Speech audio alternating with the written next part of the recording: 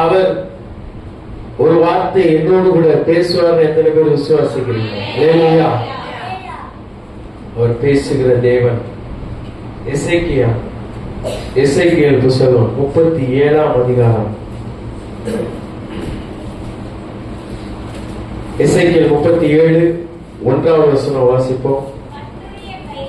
கர்த்தருடைய கை என் மேல் அமர்ந்து கர்த்தர் என்னை ஆவிக்குள்ளாக்கி போதும். கவனிங்க, எசேக்கியேலுடைய காரியத்தை நாம் பார்க்கிறோம். கர்த்தருடைய கை என் மேல் அமர்ந்து. இந்த வார்த்தையை தியானிக்கிற உங்களுக்கு எனக்கும் ஆண்டவர் கொடுக்கிற ஒரு வார்த்தை, கர்த்தருடைய கரம் நம்ம மேல் இருக்கிறது. விசுவாசிக்கிறீங்களா? அல்லேலூயா. அவருடைய கரம் நம்ம மேல் இருக்கிறதுனாலதான் நாம் இதுவரையிலும் உயிரோடு வாழ்ந்து கொண்டு இருக்கிறோம். அவருடைய கரம் நம்முடைய குழந்தைகள் மேல் இருக்கிறதுனாலதான் நாம் உயிரோடு வாழ்ந்து கொண்டு இருக்கிறோம். அவருடைய கரம் நம் தொழில் இருக்கிறதுனால தொழில் நடந்து கொண்டிருக்கிறது. அவருடைய கரம் நம்முடைய சரீரத்தின் மேல் பட்டதுனால சரீரம் நடந்து கொண்டிருக்கிறது. அல்லேலூயா. அவருடைய கரம் நம்மோடு கூட இருக்கிறது. அந்த கரம் எசேக்கியேலோடு கூட இருந்து கர்த்தரை என்ன பண்ணினது? ஆவிக்குள்ளாக்கினது என்று சொல்லி நாம் பார்க்கிறோம். அல்லேலூயா. என்னை ஆவிக்குள்ளாக்கி என்று சொல்லி நான் இந்த இடத்துல ஒரு ஆவிக்குள்ளானேன் என்று சொல்லி இந்த வார்த்தையை நாம் தியானிக்கிறோம். இந்த நாட்கள் அநேக ஆவிகள் இருக்குது. நமக்கெல்லாம் தெரியுமா எத்தனை ஆவிகள் இருக்குது? ஆவி நமக்கு தெரிஞ்சதெல்லாம் இட்லியை எடுக்கும் பொழுது ஒரு நீராவி வரும், ஒரு ஆவி வரும். இந்த ஆவியை அநேகர் பார்த்திருக்கோம். இன்றைக்கு பொல்லாத ஆவிகள் இருக்கிறது, செவிட்டு ஆவிகள் இருக்கிறது, குருட்டு ஆவி இருக்கிறது, அசுத்த ஆவி இருக்கிறது. எல்லா ஆவிகளையும் முறியடிக்கும்படியாக பரிசுத்த ஆவியானவர் நம்மோடு கூட இருக்கிறார். இல்லையா? இந்த பரிசுத்த ஆவியானவர் ஆளுகை செய்வார் என்று சொன்னால் நம்முடைய வாழ்க்கையில என்ன நடக்கும் என்பதை குறித்து இந்த நாளிலே தியானிக்க போகிறோம். இல்லையா? இந்த நாள் வார்த்தை என்ன? கர்த்தருடைய கரம் நம்ம மேல் இருக்கிறது. கர்த்தருடைய கரம் நம்மோடு கூட இருக்கிறது மாத்திரமல்ல, பரிசுத்த ஆவியானவர் நமக்குள்ளாக இருக்கும் பொழுது நம்முடைய வாழ்க்கையில என்ன நடக்கும், நம்மை கொண்டு என்ன ஆண்டவர் செய்வார், என்னை கொண்டு ஆண்டவர் எதை செய்து முடிப்பார் என்று சொல்லி நாம் இந்த நாளிலே தியானிக்க போகிறோம். முதலாவது, பரிசுத்த ஆவியை பெறாதவர்கள் நாம் வாஞ்சிக்க வேண்டும். எதை வாஞ்சிக்க வேண்டும்? பரிசுத்த ஆவியை பெறும்படியாய் நாம் என்ன செய்யணும்? வாஞ்சிக்க வேண்டும். வாஞ்சையுள்ளவர்களுக்கு அவர் என்ன செய்கிறார்? கொடுக்கிறார். நம்முடைய பரிசுத்த ஆவியை அவர் என்ன செய்கிறார்? கொடுக்கிறார். நாம் வாஞ்சிக்கணும். ஆண்டவரே, எனக்கு இந்த பரிசுத்த ஆவி என்ன செய்யுங்க தாங்க ஆண்டவரேன்னு சொல்லி செபிக்கணும். முதலாவது, வாலிப தம்பிமார், சிறு பிள்ளைகள், பெரியோர்கள் யாவரும் பரிசுத்த ஆவியை பெறும்படியாய் வாஞ்சிக்க வேண்டும். பரிசுத்த ஆவியை பெறுவது என்பது நம்ம நினைக்கிறது போல ஏதோ அந்நிய பாஷை பேசுறது மாத்திரம் கிடையாது. சத்தம் உயர்றது மாத்திரம் அல்ல, சித்தம் நிறைவேற வேண்டும். அல்லேலூயா. அவருடைய சித்தத்தை செய்கிறதா பரிசுத்த ஆவியானவர் நம்மோடு கூட இருக்கிறதுக்கு அடையாளம். அல்லேலூயா. பரிசுத்த ஆவியானுடைய கிரியை என்ன? பாவத்தை நீதியும் குறித்து கண்டித்து உணர்த்துவார். இந்த கண்டித்து உணர்த்துகிற ஒரு இருதயம் நமக்குள்ளாக இருக்கும் என்று சொன்னால், பாவத்தை கண்டு பயப்படுகிற ஒரு இதயம் இருக்கும் என்று சொன்னால், பாவத்தை செய்வதற்கு நாம் அஞ்சுகிற ஒரு மனிதனாக நாம் இருப்போம் என்று சொன்னால், பரிசுத்த ஆவியை பெற்றவர்களாக அவர்கள் காணப்படுகிறார்கள். இல்லையா? நமக்கு பாவத்தை குறிச்சே பயம் இல்லை, எதை குறிச்சும் பயம் இல்லை அப்படின்னு சொல்லி இருப்போமானால் நாம் இன்னும் பரிசுத்த ஆவியானவரை பெற்றுக்கொள்ளவில்லை என்பதை நாம் அறிந்து கொள்ள வேண்டும். ஆகவே இந்த வார்த்தை கேட்கிற யாரா இருந்தாலும் பரிசுத்த ஆவியானவரை பெற்றுக்கொள்ள நாம் வாஞ்சிக்க வேண்டும். வேதத்துல பார்க்கிறோம், நீங்கள் எந்த ஞானஸ்தானம் எடுத்தீங்க அப்படின்னு சொல்லி யோவான் கொடுத்த ஞானஸ்தானம். அப்படியா? நீங்க என்ன செய்யணும்? இயேசு கிறிஸ்துவின் நாமத்தினால ஞானஸ்தானம் எடுக்கணும்னு சொல்லி நான் வாசிக்கிறோம். இதை நாம் இப்படியாய் தியானிக்க வருவாங்க. என்ன அப்படின்னா, நாம் பரிசுத்த ஆவியானவருடைய துணையோடு கூட எந்த காரியத்தையும் செய்ய வேண்டும் என்று சொல்லி கர்த்தர் விரும்புகிறார். அல்லேலூயா. நமக்கு ஒரு ஆவி இருக்குது, அது மாம்சத்தில் கிரியை செய்கிற ஒரு ஆவி. அல்லேலூயா. இந்த மாம்சத்தின் ஆவி தன்னை தந்த தேவனிடத்திற்கு சென்று விடும். ஆவி, ஆத்துமா, சரீரம், இது மூணு தான் நமக்குள்ளாக இருக்கிறது.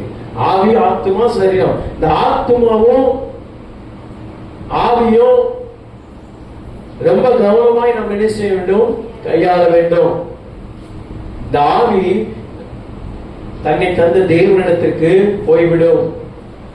ஆத்துமா பரலோக ராஜ்யத்துக்குள்ளாக என்ன செய்யும்? இளைப்பாறும். இல்லையா? இன்றைக்கு உங்களுடைய ஆவி, என்னுடைய ஆவியை குறித்து ஆண்டவர் பேசுகிறார். நாம் எந்த ஆவி உடையவர்களாய் இருக்கிறோம்? பேரில் சொல்லும் போது இப்படி ஆண்டவர் சொல்லுகிறார், நீ எந்த ஆவியுடையவனா இப்படி பேசுறன்னு தெரியுமா? அப்பாலே போ சாத்தானே என்று சொல்லுகிறார். ஏன் அப்படின்னா, தேவனுடைய சித்தத்தை தடுக்கிற எந்த வார்த்தையும் அது பிசாசானுடைய வார்த்தை. இல்லையா? நாம் அறிந்து கொள்ள வேண்டும். இப்போ கர்த்தருடைய கரம் நம்மோடு கூட இருக்கும் பொழுது, பரிசுத்த ஆவியானவரை நாம் பெற்றுக்கொள்ளும் பொழுது, அவர் என்ன செய்கிறாராம்? இது ஜலத்தினால் ஞானஸ்தானம் கொடுக்கிறார். பரிசுத்த ஆவியானவர் அக்னியினால் என்ன செய்கிறாராம்? ஞானஸ்தானம் கொடுக்கிறார். இல்லையா? அதனால ஞானஸ்தானம் எடுத்துட்டா நாம் பரலோகம் போய் விடுவோமா என்று சொன்னால் முடியாது. இது என்ன பெரிய ஆச்சரியமா இருக்கு? ஞானஸ்தானம் எடுத்துட்டா பரலோகம் போய் விடலாம் முடியாது. ஞானஸ்தானம் எடுத்து அத்தனை பேரும் போய்விட முடியாது.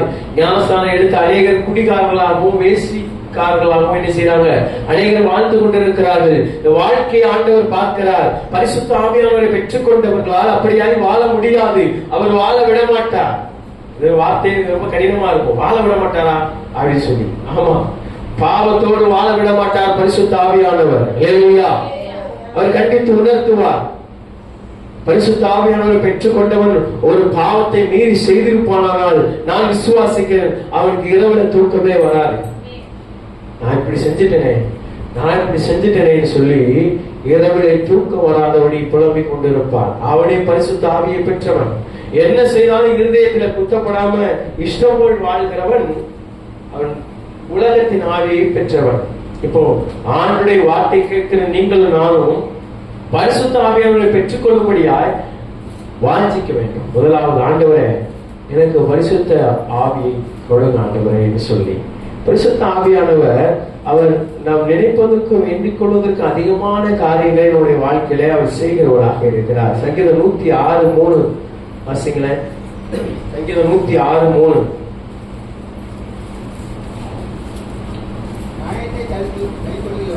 சங்கீதம் 106:3. நியாயத்தை கைக்கொள்கிறவர்களும் எக்காலத்திலும் நீதியை செய்கிறவர்களும் பாக்கியவான்கள். நியாயத்தை கைக்கொள்ளுகிறவர்களும் எக்காலத்திலும் நீதியை செய்கிறவர்களும் பாக்கியவான்கள். நியாயத்தை என்ன செய்யணுமா? கை கொள்ளணும். எக்காலத்திலும் நீதியை செய்யணும். எந்த காலம், எந்த சூழ்நிலை, எந்த நேரம் வந்தாலும் நாம் ஆண்டுடைய வார்த்தையின்படிதான் செய்வேன்னு சொல்லி நிற்கிறவர்களாக இந்த பரிசுத்த ஆவியானவரை பெற்றவர்கள் இருப்பார்கள். நீங்கள் நானும் எந்த சூழ்நிலையிலும் எந்த காலத்திலும் நாம் நியாயத்திற்கும் நீதிக்கும் உண்மையுள்ளவர்களாய் நாம் என்ன செய்யணும்? இருக்கணும்.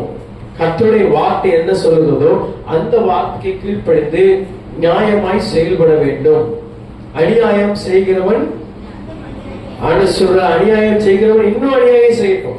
அசுத்தமா இருக்கிறவன் இன்னும் அசுத்தமா இருக்கட்டும். பாவம் செய்கிறவன் என்ன செய்யட்டும்? பரிசுத்தமா இருக்கிறவன் இன்னும் பரிசுத்தமா இருக்கட்டும். இதோ சீக்கிரமாய் வருகிறேன், அவன் அவனுடைய கிரியைகளின்படி அவன் அவனுக்கு நான் அளிக்கும் பலன் என்னோட கூட வருகிறதுன்னு ஆண்டவர் சொல்லுகிறார். அல்லேலூயா. அவர் கூட அவனை கொண்டு வர்றார், பலனை கொண்டு வர்றார். செய்கிற எல்லாவற்றிற்கும் பலன் உண்டு. செய்கிற எல்லா காரியத்துக்கும் தக்க பலனை ஆண்டவர் வைத்திருக்கிறார். அதனால நாம் என்ன செய்து கொண்டிருக்கிறோம் என்பதை ரொம்ப கவனமா ஒவ்வொரு நாளும் நாம் சிந்தித்து பார்க்க வேண்டும். ஒருவேளை பரிசுத்த ஆவியானவருக்கு உன்னதமான காரியத்தை நாம் செய்து கொண்டிருப்போமானால், இந்த வார்த்தையை கேட்கிற அன்பானவர்களே, பரிசுத்த ஆவியானவருக்கு உன்னதமான காரியங்கள் நம்முடைய வாழ்க்கையில் என்ன செய்யக்கூடாது? இருக்கக்கூடாது. இது முதல் காரியம்.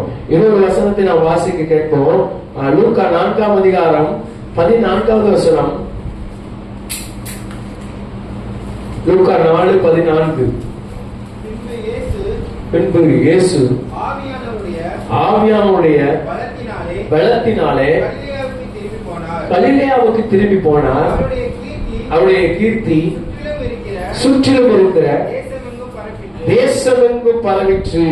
மறுபடியும் இன்னொருத்தர் வாசிங்க. லூக்கா 4:14 வசனம். பின்பு இயேசு யாருடைய பலத்தினாலே? ஆவியானவருடைய பலத்தினாலே. அல்லேலூயா. அப்போது கவனிங்க, ஆவியானுடைய பலத்தினாலே எங்க போகிறார்? கலிலேயாவுக்கு போகிறார். அவருடைய கீர்த்தி எங்கும் பரவியது. அல்லேலூயா. அவருடைய புகழ் எங்கும் பரவினது. அவருடைய அற்புதம் எங்கும் பரவினது. அவருடைய கீர்த்தி எங்கும் பரவினது. நமக்கு புரியுற மாதிரி சொல்லணும்னா பிரபலம் ஆயிட்டார். அல்லேலூயா. பிரபலம். இன்றைக்கு பிரபலமாகணும்னு சொல்லி என்ன காரியத்தை செய்தாலும் ஒரு நாள் கீர்த்தி பரவாது, பிரபலமாக முடியாது. ஆவியானவருடைய துணையோடு கூட போய் நிற்போம் என்று சொன்னால் உடைய கீர்த்தி பிரபலமாகும். அல்லேலூயா. கீர்த்தி பரவ வசனத்தை வாசித்து முடிங்க. பின்பு இயேசு ஆவியானவருடைய பலத்தினாலே கலிலேயாவுக்கு திரும்பி போனார். அவருடைய கீர்த்தி சுற்றிலும் இருக்கிற தேசமெங்கும் பரப்பிற்று. இன்றைக்கு நம்முடைய கீர்த்தி தேசமெங்கும் பரவணுமா? உங்களை ஆண்டு சொன்ன அநேகத்தின் மேல் அதிகாரியாக வைப்பேன் என்று ஆண்டவர் வாக்குத்தத்தம் பண்ணி இருக்கிறார். இது எப்பொழுது நிறைவேறும்? அநேகருக்கு கடன் கொடுப்பாய் என்று ஆண்டவர் சொல்லியிருக்கிறார். எப்பொழுது நிறைவேறும்? அநேகருக்கு ஆசீர்வாதமாய் வைப்பேன் என்று ஆண்டவர் சொல்லியிருக்கிறார். எப்பொழுது நிறைவேறும்? நீங்க அநேகருக்கு போஜனம் கொடுப்பாய் என்று ஆண்டவர் சொல்லியிருக்கிறார். எப்பொழுது நிறைவேறும்? ஆவியானுடைய பலத்தினால் நாம் எதை செய்யும் பொழுது, ஆவியானுடைய பலத்தினாலே நாம் பேசும் பொழுது, ஆவியானுடைய பலத்தினாலே நாம் வாழும் பொழுது, அவரை துணையாக வைத்துக் கொண்டு நாம் செயல்படும் பொழுது இதெல்லாம் நடக்கும். அல்லேலூயா. சங்கீதம் 139 அதிகாரம் 7வது வசனம் வாசிங்க. சங்கீதம் 139:7. உம்முடைய ஆவிக்கு மறைவாக எங்கே போவேன்? உம்முடைய சமூகத்தை விட்டு எங்கே ஓடுவேன்? அல்லேலூயா. தாவீது இப்படியாக சொல்ற, உம்முடைய ஆவிக்கு மறைவாக எங்கே போவேன்? கர்த்தருடைய ஆவியானவருக்கு மறைவாக நாம் இந்த உலகத்தில் எங்கே என்ன செய்ய முடியாது? போக முடியாது. அவருடைய கண்கள் பூமி எங்கும் உலாவிக் கொண்டிருக்கிறது. அவருடைய கண்கள் எல்லாவற்றையும் பார்த்து கொண்டிருக்கிறது. ஆவியானவருக்கு மறைவாக நாம் எங்கும் என்ன செய்ய முடியாது? ஓட முடியாது. அவர் சொல்லுங்க, நம்முடைய சமூகத்தை விட்டு எங்க நான் ஓடுவேன்? உங்களுடைய ஆவிக்கு மறைவா நான் எங்க போவேன் ஆண்டவரே சொல்லி. அப்ப நம்முடைய பேசுகிற பேச்சு, நாம் நடக்கிற வாழ்க்கை, நாம் செய்கிற எல்லா காரியங்களையும் ஆண்டவர் பார்த்து கொண்டே இருக்கிறார். விசுவாசிக்கிறீங்களா? அல்லேலூயா. அநேகருக்கு தெரியும், நம்ம கண்ணீர் ஆண்டவர் பார்க்கிறாரு, நம்முடைய ஜெபத்தை ஆண்டவர் பார்க்கிறாரு, நம்முடைய துதி ஆண்டவர் பார்க்கிறாரு, நம்ம கொடுக்கிறது ஆண்டவர் பார்க்கிறாரு, என் முழங்கால் ஆண்டவர் பார்க்கிறாரு, எல்லாவற்றையும் பார்க்கிறார். எல்லாவற்றையும் பார்க்கிற தேவன் கிரியைகளை பார்த்து கொண்டிருக்கிறார். அல்லேலூயா. கிரியைகளை பார்க்கிறார். நம்முடைய பேச்சை ஆண்டவர் பார்க்கிறார். நம்முடைய நடத்தையும் ஆண்டவர் பார்க்கிறார். பேச்சை குறித்து இன்னும் அதிகமான காரியங்களை நாம் பார்க்க முடியும். நம்முடைய பேச்சு நேர்த்தியாக என்ன செய்ய வேண்டும்? இருக்க வேண்டும். பதறி பேசுவதாக நாம் ஒருபோது என்ன செய்யக்கூடாது? இருக்கக்கூடாது. நம்முடைய பேச்சு தாறுமாறாக இருக்கக்கூடாது. இதெல்லாம் ஆவியானவர் உணர்த்துகிற காரியம். நம்ம இன்னும் செய்திக்குள்ளாக இன்னும் அதிகமாக நான் இன்னும் ஒண்ணு உள்ள போகல. அப்போஸ்தலர் 2ஆம் அதிகாரம் 17வது வசனம் வாசிங்க. அப்போஸ்தலர் 2:17.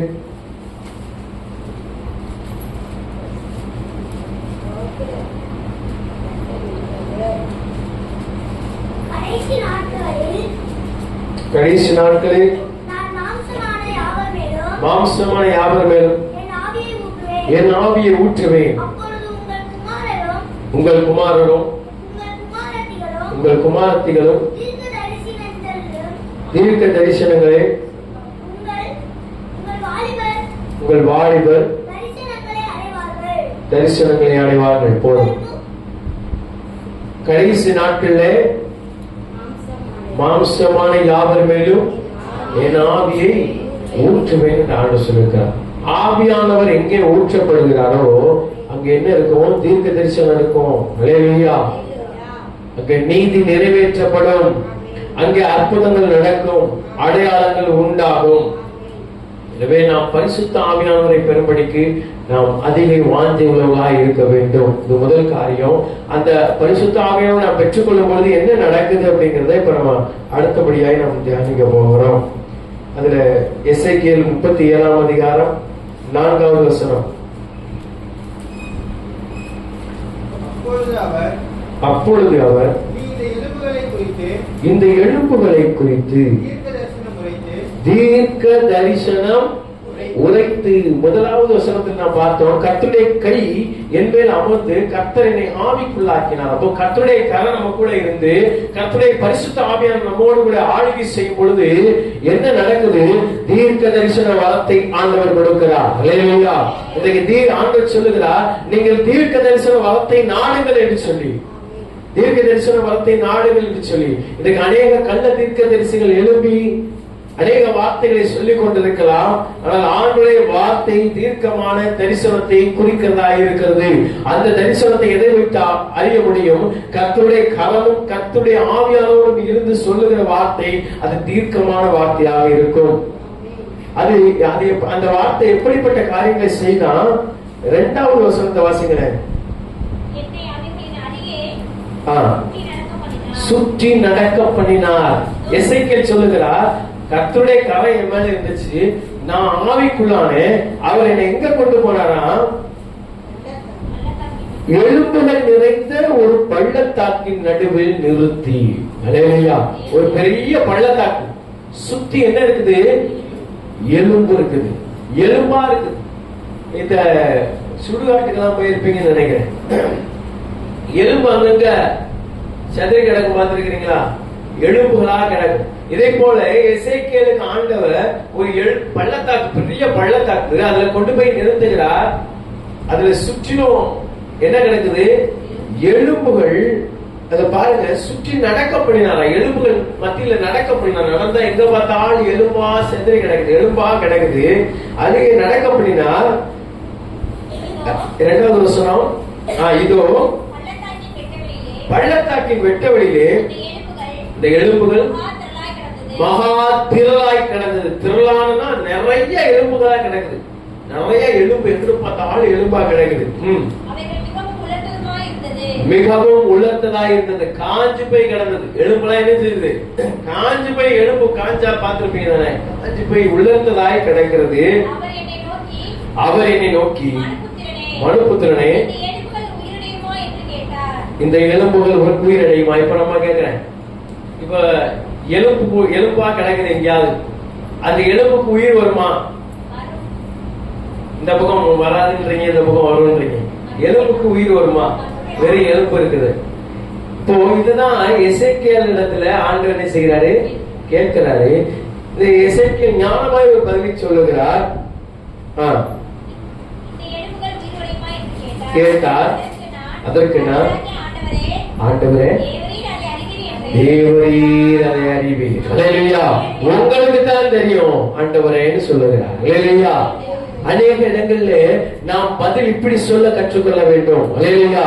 ஆண்டவரே, நீர் செய்யும் ஆண்டவரே, உம்முடைய விருப்பம் நிறைவேறட்டும், உங்களுக்கு தெரியும், நீங்க நன்மையானதை செய்வீங்கன்னு சொல்லி அவருடைய சித்தத்துக்கு நாம் ஒப்பு கொடுக்க தேவ ஆவியானவர் நம்மோடு இருந்தால் மாத்திரமே முடியும். அல்லேலூயா.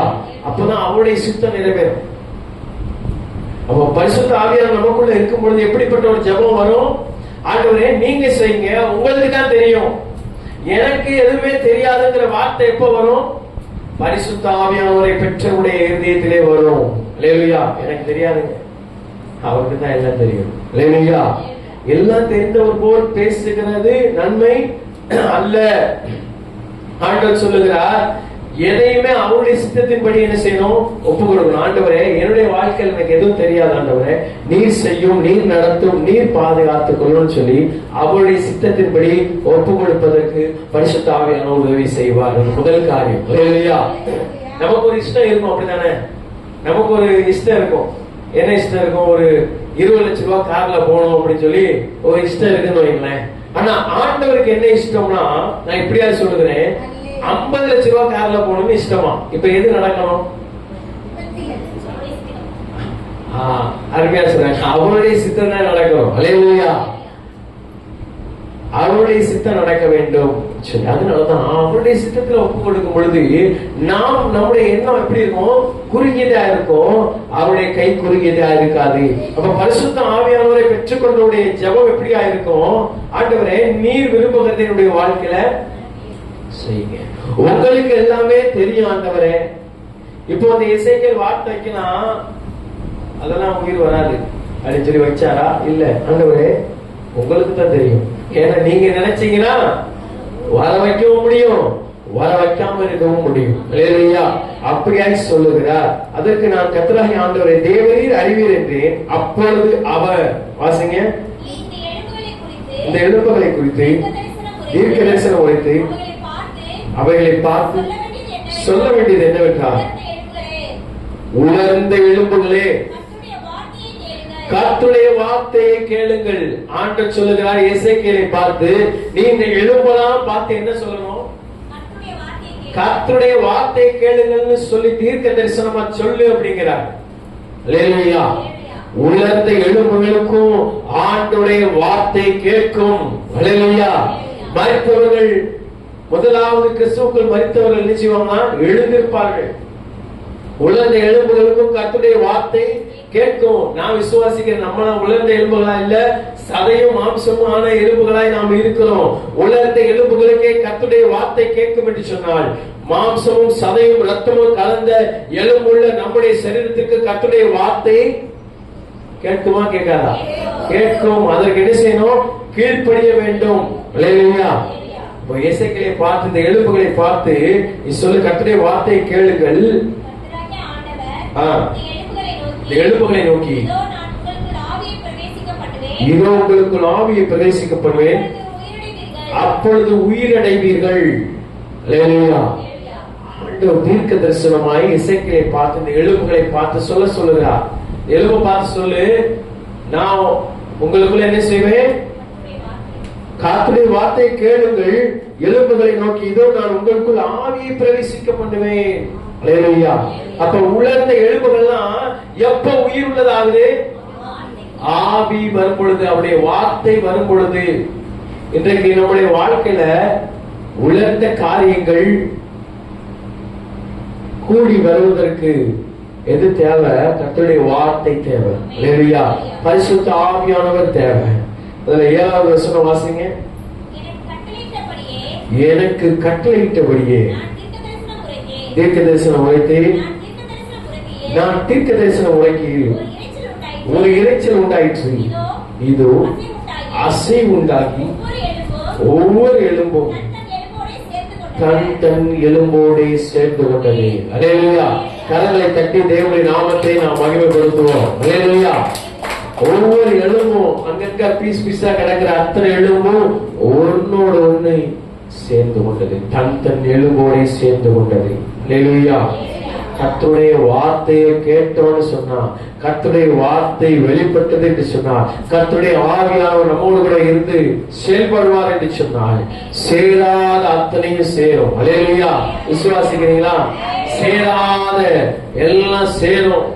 இந்த வார்த்தையை கேட்கிற யாவருக்கும் அங்கங்கு உலர்ந்து போய் எல்லாம் சேராத நிலைமையில் இருக்குதா?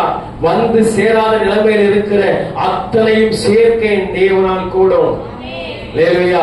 பரிசுத்த ஆவியானவர் உங்களுக்குள் இருந்து செயல்படுவாரானால், கர்த்தருடைய வார்த்தையை நீங்கள் கேட்பீர்களானால் சேராத அத்தனையும் சேரும். அல்லேலூயா. நீங்கள் அறியப்படாத இடங்களிலே அறியப்படுவீர்கள்.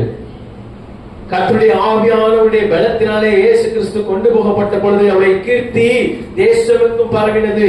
கர்த்தருடைய ஆவியானவர் நம்ம மேல் இருப்பார் என்று சொன்னால், நம்மளை பத்தி நம்ம சொல்ல தேவையில்லை.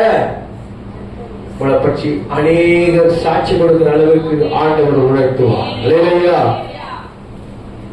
மோசே குறித்து ஆண்டவரே சாட்சி கொடுக்கிறார்.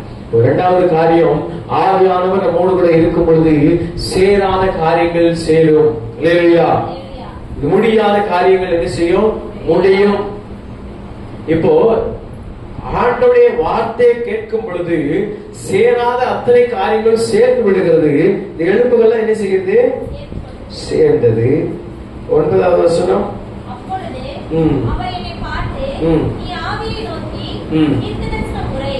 8 வாசிங்க.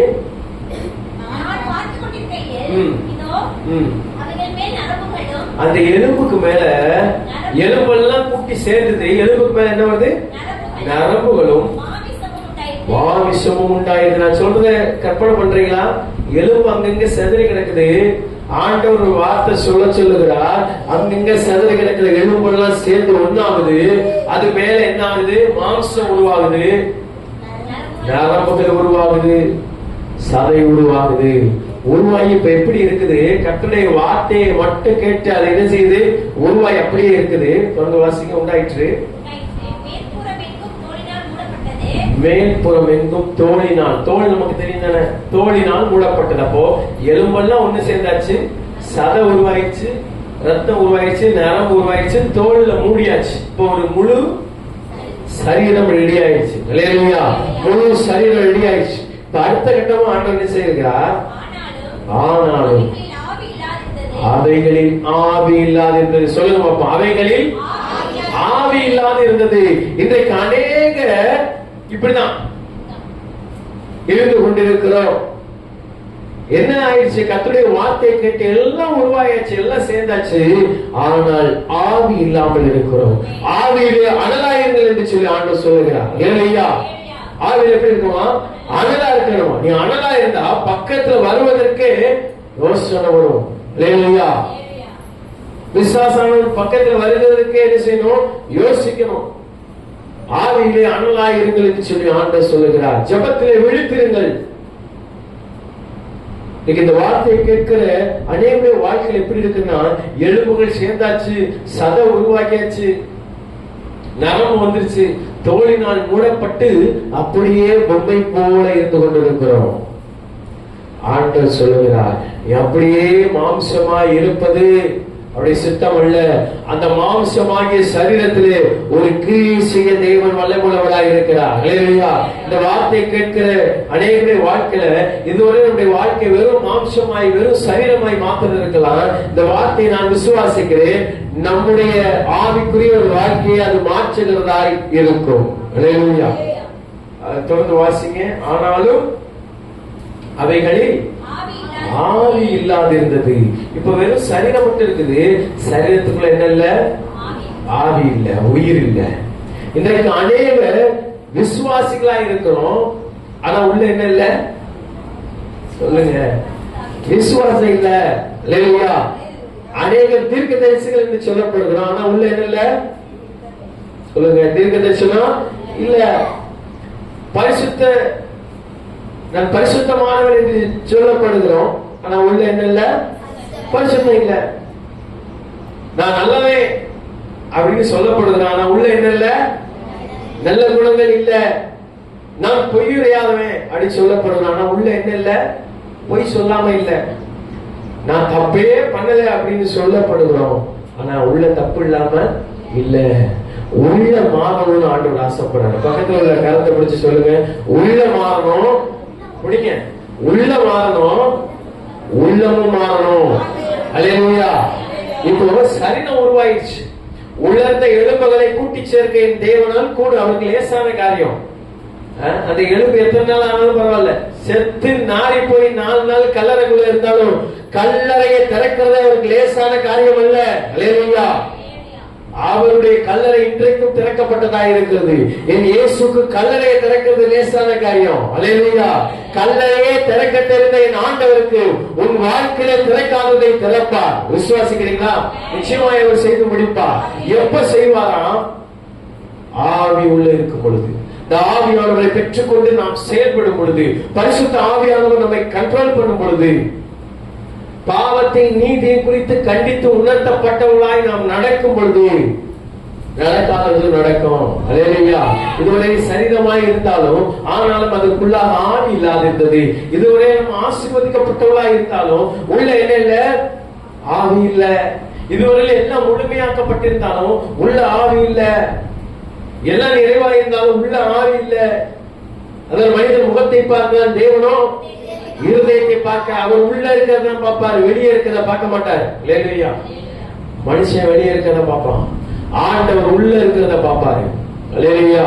உள்ள இருக்கிறது மாற்ற வேண்டும் என்று சொல்லி ஆண்டவர் விரும்புகிறார். உள்ளதை புதிதாக்கும்படி ஆண்டவர் விரும்புகிறார். உடைய உள்ள என்ன செய்யணும்? இந்த வார்த்தையில புதிதாகணும். உலர்ந்த உன்னுடைய எலும்புகளை ஆண்டவர் அநேக நாட்களில் புதிதாக்கி இருக்கிறார், சரீரமாக அமர செய்திருக்கிறார். நாளிலே தொடர்ந்து வாசிப்போம். 9வது வசனம். அப்பொழுது என்னை பார்த்து ஆவியை நோக்கி தீர்க்க தரிசன உரை, மனுபுத்திரனே தீர்க்க தரிசனம் உரைத்து ஆவியை நோக்கி ஆண்டவர் உரைக்கிறது என்னவென்றால், ஆவியே காற்று திசை நான்கிலிருந்து வந்து கொள்ளையுண்ட இவர்கள் உயிரிழையும்படிக்கு இவர்கள் மேல் ஊது என்கிறார் என்று சொல்லுகிறார். ஹல்லேலூயா. ஆதாமை ஏவாளை ஆண்டவர் உருவாக்கி நாசின் சுவாசத்தில் என்ன செய்தார்? ஊதினார் என்று பார்க்கிறோம். மனிதன் ஜீவாத்மாவானான். அப்போ உருவாக்கப்படுவது மாத்திரம் தேவனுடைய சித்தம் அல்ல, ஆவியும் உள்ள இருக்கணும்னு தேவன் விருப்பப்படுகிறார். இல்லையா? எத்தனை பேர் விசுவாசிக்கிறீங்க? என்ன ஆண்டவர் உருவாக்குறது மட்டும் அவருக்கு சித்தம் இல்லையா? ஆவியோடு உண்மையோடு தொழுது கொள்வதற்கு என்னை ஆயத்தப்படுத்துவதுதான் அவருடைய சித்தம். இல்லையா?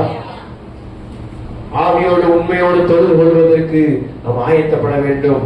இப்போ 4 திசையில இருந்தும் காற்றுகளை ஆண்டவர் சொல்லுகிறார். ஆவியில நீ சொல்லு, என்ன செய்ய, அந்த சரீரத்துல ஊது என்று சொல்லி கட்டளை கொடுன்னு சொல்லி ஆண்டு சொல்லுகிறார். இவர் அவ்வாறு கட்டளை இடுகிறார்.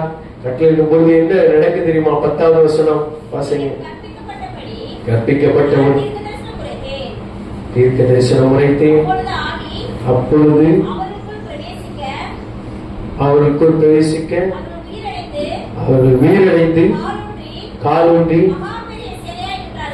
மகா பெரிய சேனையாய் நின்றார்கள். அல்லேலூயா. அவர்கள் உயிரடைந்து கால் ஊன்றி மகா பெரிய சேனையாய் நின்றார்கள். அல்லேலூயா. இந்த மகா பெரிய சேனை அதுக்கு முன்னாடி எங்க கிடந்தது? உலர்ந்த எலும்புகளாய் இருந்தது. ஆண்டுடைய ஆவியானவர் அந்த இடத்திலே சொல்லுவதை கீழ்ப்படிந்தார். ஆண்டுடைய வார்த்தை அந்த இடத்திலே கிரியை செய்தால் அது மாம்சமாக மாறும். மாம்சமாக மாறுவது மாத்திரமல்ல, ஆவியானவர் ஊற்றப்படும் பொழுது அது எப்படி ஆகுதுன்னா உயிரடையுது. இல்லையா? உயிரடையுது. இன்றைக்கு அநேகர் உயிரடையாம இருக்கிறோம். உயிரடைய வேண்டும் என்று சொல்லி கர்த்தர் விரும்புகிறார். இல்லையா? உயிரடையணும். உயிரடையுதுன்னா செத்தாதான் என்ன செய்ய முடியும்? அப்படிதானே? உயிரோடு இருக்கிறவன நீ இன்னும் உயிரோடையில அப்படின்னு சொன்னா, நான் உயிரோட இருக்கிறேன் அப்படின்னு சொல்லலாம். அப்போ நான் அம்மா அதான் பாவத்திற்கு செத்து நீதிக்கு பிழைக்கிறது என்று சொல்லி இன்றைக்கு ஆண்டவர் நம்மோடு கூட உணர்த்துகிற வார்த்தை, ஆவியானவர் நம்மோடு கூட இருக்கும் பொழுது நாம் எப்படி ஆகுகிறார்? உயிரடைய செய்கிறார். கால் ஊன்றி நிற்க செய்கிறார். இல்லையா? கால் ஊன்றி நிற்க செய்வார். எந்த இடத்துல உலர்ந்ததா கிடந்துச்சோ, எந்த இடத்துல ஒண்ணுமில்லாம கிடந்துச்சோ, அதே இடத்துல சேனையாய் ஆண்டவர் கால் ஊன்றி நிற்க செய்கிறார். இல்லையா? கர்த்தருடைய சேனையாய் அவர் நிற்க செய்கிறார். மகா பெரிய சேனையாய் நின்றார்கள் என்று சொல்லி பார்க்கிறோம். இல்லையா? மகா பெரிய சேனை. இந்த மகா பெரிய சேனை எங்க இருந்தது? எலும்புகளாய் கிடந்தது. எலும்புகளை குட்டி சேர்த்து அதை மாம்சமாக உருவாக்கி வார்த்தையினாலே ஆவியை ஊற்றி அதை சேனையா எப்படி தேவன் எழும்ப பண்ணினாரோ அதே போல எலும்புகளாய் சிதறி கிடந்த உங்களுடைய பாவமான என்னுடைய பாவமான வாழ்க்கை ஆண்டுடைய வார்த்தை தொட்டு நம்மை கூட்டி சேர்த்து உருவாக்கி மாம்சமாக்கி இரத்தமாக்கி சதையாக்கி தோளினால் மூடி அவருடைய பரிசுத்த ஆவியானவரை நமக்கு கொடுத்து நம்மை நிற்க செய்திருக்கிறார். எத்தனை பேர் விசுவாசிக்கிறீங்க? நான் நிற்பதும் நிர்மூலமாகாததும், நான் நிற்பதும் நிர்மூலமாகாததும் உங்க கிருபையா, உங்க கிருபையா, கிருபையா, உங்க கிருபையா. நன்றி நன்றி ஐயா, நன்றி நன்றி ஐயா, இயேசுயா, நன்றி நன்றி ஐயா, நன்றி நன்றி ஐயா. நான் நிற்பதும் நிர்மூலமாகாததும், நான் நிற்பதும் நிர்மூலமாகாததும் உங்க கிருபையா, உங்க கிருபையா, உங்க கிருபையா, உங்க கிருபையா. சொல்லுங்க, அவருடைய கிருபை. இல்லையா? அவருடைய கிருபை நம்மளை நிக்க சென்றிருக்கு. ஒவ்வொரு நாளும் படுக்கையில இருந்து எழும்புறோம் பாத்தீங்களா? இப்படி படுத்து கிடக்கிற சரீரம் இப்படி எழும்புறது பாத்தீங்களா? அவருடைய கிருபை. இல்லையா? எழும்புற அந்த சரீரம் கால் ஊன்றி நிற்குது பாத்தீங்களா? அவருடைய கிருபை. இல்லையா? இந்த கால் ஊன்றி நிற்கிற சரீரம் ஒரு ஸ்டெப் எடுத்து வச்சு நடக்குது பாத்தீங்களா? அவருடைய கிருபை. அல்லேலூயா. எத்தனை பேர் உணர முடியுது நான் சொல்றேன்? அவருடைய கிருபை இல்லைன்னா ஒன்றுமே இல்லை. அப்படிப்பட்ட ஆவியானவர் நமக்கு கிருபைகளை கொடுத்திருக்கிறார். காலை தோறும் நம்முடைய கிருபை புதிதாய் இருந்து நம்மை தாங்கி கொண்டிருக்கிறது. அந்த கிருபையானவர் நமக்கு இந்த நாளிலே கொடுத்த வார்த்தை, நாம் மாம்சமானவர்களாய் மாத்திரமல்ல ஆவியுள்ளவர்களாய் இருக்க வேண்டும். அல்லேலூயா. ஆவியை விழித்தவர்களாய் இருக்க வேண்டும். பரிசுத்த ஆவியானவரை பெற்றவர்களாய் இருக்க வேண்டும். பரிசுத்த ஆவியானவர் நமக்குள்ளாக இருக்கும் பொழுது என்ன நடக்குது? சேராததெல்லாம் என்ன செய்யும்? சேரும். கீர்த்தி தேசம் எங்கும் பரவும். வார்த்தைக்கு நாம் கீழ்ப்படிவோம். நம்முடைய வாழ்க்கையில கர்த்தருடைய சேனைகளாய் நம்மை ஆண்டவர் எழுப்புவதற்கு ஆவி ரொம்ப முக்கியம். அல்லேலூயா. கர்த்தருடைய சேனையாய் எழுப்புவதற்கு பரிசுத்த ஆவியானவர் ரொம்ப முக்கியம். மாம்ச சிந்தை மரணம், ஆவிக்குரிய சிந்தையோ ஜீவனும் உயிர்த்தெழுதலுமாய் இருக்கிறது. அல்லேலூயா. ஜீவனையும் உயிர்த்தெழுதலையும் இயேசு மட்டும்தான் கொடுக்க முடியும். அல்லேலூயா. வேற எதை யார் வேணாலும் கொடுக்கலாம். ஒரு மனிதனுக்கு உயிரை கொடுக்க என் இயேசுவால் மாத்திரமே முடியும். ஒரு மனிதனுக்கு ஜீவனை கொடுக்க இயேசுவால் மாத்திரமே முடியும். ஒரு மனிதனுக்கு ஆயுசு நாட்களை கொடுப்பதற்கு என் இயேசுவால் மாத்திரமே முடியும். அல்லேலூயா. ஏன்னா அவருக்குள்ளாக தான் ஆவி இருக்குது. அந்த ஆவிதான் மனுஷனுக்குள்ளாக கிரியை செய்யணும். அந்த ஆவியை பெற்றுக்கொள்ளும்படியே ஆண்டவர் நம்மை நோக்கி இந்த நாட்களிலே அவர் வியாகுலப்படுகிறார். பரிசுத்த ஆவியை பெற்றுக் கொள்வதற்கு நாம் என்ன செய்யணும்? வாஞ்சிக்கணும். பரிசுத்த ஆவியை பெற்றவர்கள் பரிசுத்த ஆவியை துக்கப்படுத்தாதீர்கள் என்று சொல்லி வார்த்தை இருக்கிறது. அல்லேலூயா. பரிசுத்த ஆவியானவரை துக்கப்படுத்தக்கூடாது. நாம் செய்கிற ஒவ்வொரு செயலும் ஆவியானவர் துக்கப்படுவார். முட்டா பயலே அப்படின்னு சொன்னா என்ன அர்த்தமா? எரி நிலையத்துக்கு போயிருவங்கிறார் ஆண்டவர். படிச்சிருக்கிறீங்களா? கேட்க புதுசா இருக்கும். எரி நிலையத்துக்கு உன்னை தூக்கி போட்டுருவேங்கிறார். வார்த்தை எவ்வளவு முக்கியம்? வார்த்தை எவ்வளவு முக்கியமா இருக்கிறது? ஒரு ஆவியை பெற்ற ஒரு மனுஷனுடைய வாயிலிருந்து வார்த்தை எழுவதற்கு முன்பாக பேசுகிறதுக்கு பொறுமையா இருக்கணும். அல்லேலூயா. பொறுமையோடு கூட பேச வேண்டும். ஒரு வார்த்தையை நாம் சொல்வதற்கு முன்பாக ரொம்ப பொறுமையா இருக்க வேண்டும் என்று சொல்லி ஆண்டவர் கற்றுக் கொடுக்கிறார். பரிசுத்த ஆவியானவரை பெற்றவருடைய வாயிலிருந்து ஒரு வார்த்தை பிறப்பதற்கு முன்பு தாமதம் உருவாகும். அல்லேலூயா. இதெல்லாம் ஆவியானவரை பெற்றுக்கொண்டவுடைய வாழ்க்கையில நாம் நிதானித்து அறிகிற காரியங்கள். ஆண்டவர் சொல்கிறார் ஆவிகளை பகுத்தறிகிற வரம் என்று சொல்லி. இன்றைக்கு ஆவி நிறைய இருக்குது. இது எது எந்தெந்த விதமான ஆவி என்று சொல்லி நாம் என்ன செய்யணும்? பகுத்தறிந்து கண்டுகொள்ள வேண்டும். எல்லாவற்றையும் பரிசுத்த ஆவியானவர் நாம் நம்பிவிடக் கூடாது. கூடுமானால் தெரிந்து கொள்ளப்பட்டவர்களை வஞ்சிப்பான் என்று சொல்லி வார்த்தை இருக்கிறது. அல்ல, ஆண்டவர் நாளிலே நமக்கு உணர்த்துகிற வார்த்தை, கர்த்தருடைய கரம் நம்ம மேல இருக்கிறது. அவருடைய ஆவியானவர் நம்ம மேல இருக்கிறார். இந்த ஆவியை நாம் பெற்றுக்கொள்ள வேண்டும் என்று சொல்லி விரும்புகிறார். நாம் மாம்சத்துல எதையும் என்ன செய்ய முடியாது? செய்ய முடியாது. மாம்சத்துல எதையும் செய்ய முடியாது.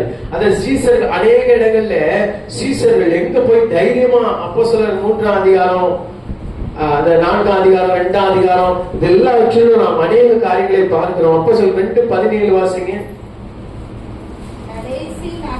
கடைசி நாட்களில் மாம்சமான யாவர் மேலும் என் ஆவியை ஊற்றுவேன். இது கடைசி காலம். என் ஆவியை ஊற்றுவேன் என்று சொல்லி இருக்கிறார். எலும்பு பள்ளத்தாக்கிலே ஊற்றப்பட்ட அந்த ஆவி இன்றைக்கு நம்மோடு கூட அது ஊற்றப்பட வேண்டியதாக இருக்கிறது. அல்லேலூயா. அது ஊற்றுகிறதா இருக்குது. தாகம் உள்ளவன் மேல் அது ஊற்றப்படுகிறதா இருக்குது. அவரை ஜீவ ஊற்று, அது ஊற்றுகிற ஒரு ஊற்றாய் இருக்கிறது. இன்னைக்கு நாம் வாஞ்சியோடு கூட அவரிடத்துல கேட்போம் என்று சொன்னார். அப்போஸ்தலர் 4ஆம் அதிகாரம் 3ஆம் வசனம் எல்லாருக்கும் தெரிந்த ஒரு பகுதி. அப்போஸ்தலர் 4:3.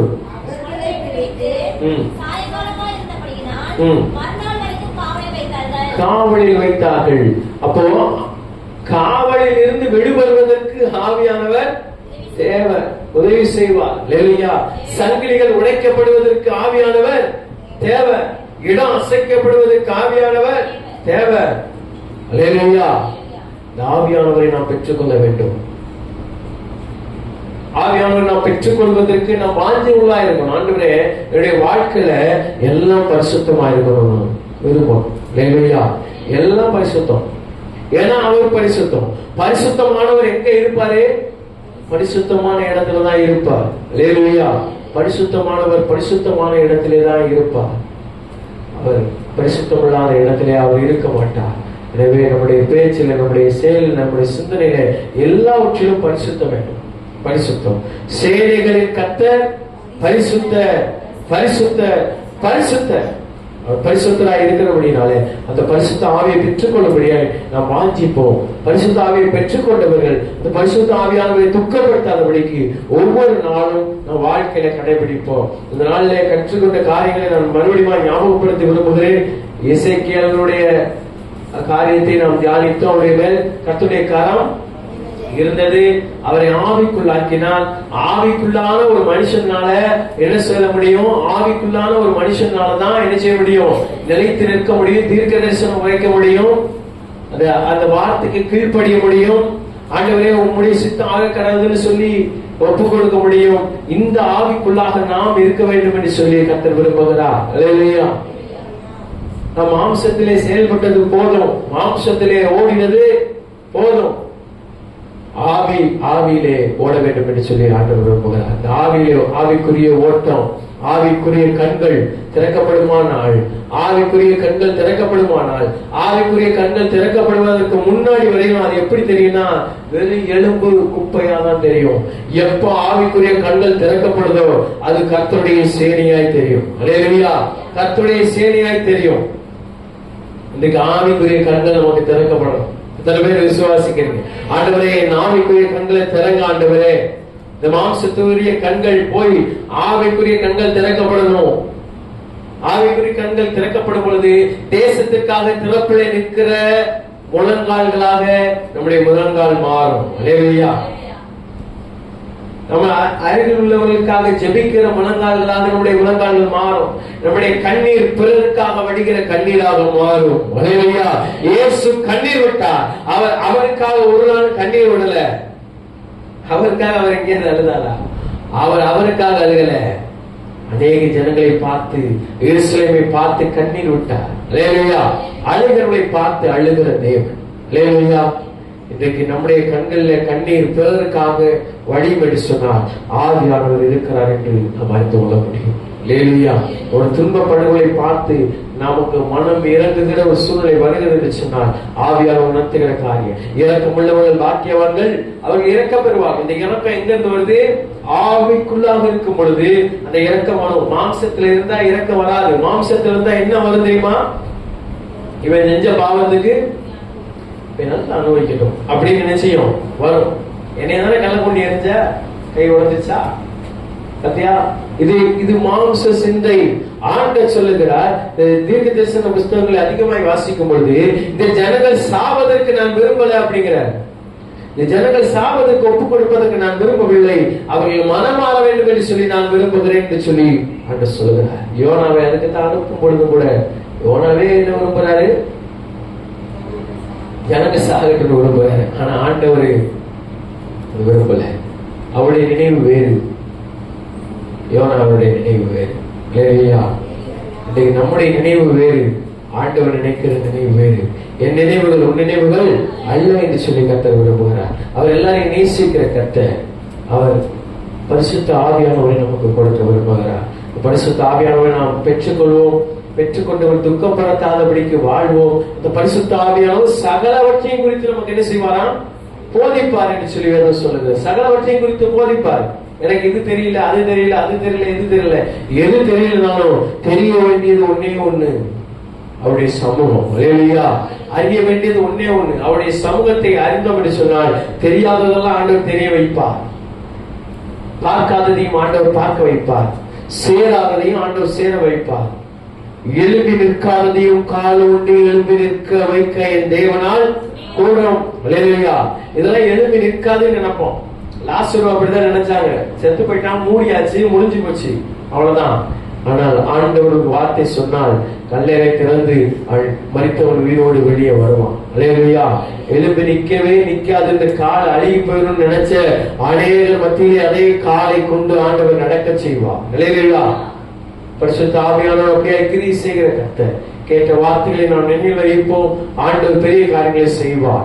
பரிசுத்த ஆவியானவரை நாம் ஒவ்வொரு நாளும் பெற்றுக்கொண்டு ஆவியை அகலாய் ஜெபிக்கிறவர்களாக, கீழ்ப்படிகிறவர்களாக, தேசத்திற்கு சேனைகளாய் எழுப்பவர்களாக நாம் இருக்கும் பொழுது தேவன் உங்களை என்னை கொண்டு பெரிய காரியங்களை செய்வார். அல்லேலூயா. இப்படி கீர்த்தி தேசம் எங்கும் பரவும். இன்னைக்கு விளம்பரம் நமக்கு தேவை இல்ல. நான் சொல்லுகிறேன், பரிசுத்த ஆவியானவர் நமக்குள்ளாக இருப்பார் என்று சொன்னார். நான் விளம்பரப்படுத்த தேவையில்லை. அவர் எல்லாவற்றையும் பார்த்துக் கொள்வார். இல்லையா? அவர் எல்லாவற்றையும் பார்த்துக் கொள்வார். எல்லா இடங்களுக்கும் அவர் கீர்த்தியை பெருக பண்ணுகிற தேவன். இன்றைக்கு நமக்குள்ளாக தாழ்மை இருக்கும் என்று சொன்னார். அவர் எல்லாவற்றையும் பார்த்துக் கொள்வார். நாம் தாழ்மை உள்ளவர்களாக இருப்போம். பரிசுத்த ஆவியானவரை பெற்றுக்கொண்டு அவரை துக்கப்படுத்தாத ஒரு வாழ்க்கை வாழ்வோம். கர்த்தருடைய சேனைகளாய் எழுப்பி நிற்போம். ஆவிக்குரிய கண்களை எல்லாவற்றையும் பார்த்து தேசத்திற்காக ஜெபிக்கிறவர்களாக இந்த கடைசி காலத்திலே பரிசுத்தமான வாழ்க்கை வாழ்வதற்காக நாம் நம்மை ஒப்பு கொடுத்து கண்களை மூடி ஜெபிப்போம். எங்களை நேசிக்கிற அன்பின் பிதாவே, உம்மை நன்றியோடு துதிக்கிறோம், உம்மை ஸ்தோத்திரிக்கிறோம். ஆண்டவரே, பரிசுத்த ஆவியானவர் நீர் எங்களோடு கூட இருந்து பேசின வார்த்தைக்காக நன்றி. ஆவியானவர் தாமே எங்களுக்காக கொடியேற்றுகிற தேவன். இந்த பரிசுத்த ஆவியானவரை பெற்றுக்கொள்ள வாஞ்சியாயிருக்கிற ஒவ்வொருவருக்கும் பரிசுத்த ஆவியானவர் நீர் ஊற்றப்பட வேண்டுமா ஜெபிக்கிறான். ஆண்டவரே, பரிசுத்த ஆவியானவர் நீர் சகலவற்றையும் குறித்து எங்களுக்கு கற்றுக் கொடுக்கிறீர். பாவத்தை குறித்து நீதியை குறித்து கண்டித்து உணர்த்துகிறீர். நாங்கள் அதற்கு கீழ்ப்படிந்து உம்முடைய சித்தத்தின்படி உம்முடைய வார்த்தையின்படி நாங்கள் வாழ இந்த கடைசி காலத்திலே உம்முடைய நித்திய ராஜ்யத்துக்குள்ளாக நாங்கள் சுதந்திரிக்க நீர் எங்களுக்கு கிருபைத்தார். இந்த வார்த்தை கேட்ட ஒவ்வொருவரையும் ஆசீர்வதிங்க. இந்த வார்த்தை கேட்ட ஒவ்வொருவரையும் கர்த்தருடைய சேனையாய் நிற்க நீர் கிருபை செய்யுங்க. ஆண்டவரே, உம்முடைய வருகைக்கு நாங்கள் ஆயத்தப்பட நீர் எங்களை தகுதிப்படுத்தும். சகலவற்றையும் நீர் பாதுகாத்துக் கொள்ள ஆசீர்வதியும். துதி கனம் மகிமை எல்லாம் ஒருவருக்கே செலுத்தி மீட்பர் இயேசு கிறிஸ்துவின் இனிய நாமத்தில் ஜெபிக்கிறோம் ஜீவனுள்ள நல்ல பிதாவே. ஆமென். ஆமென்.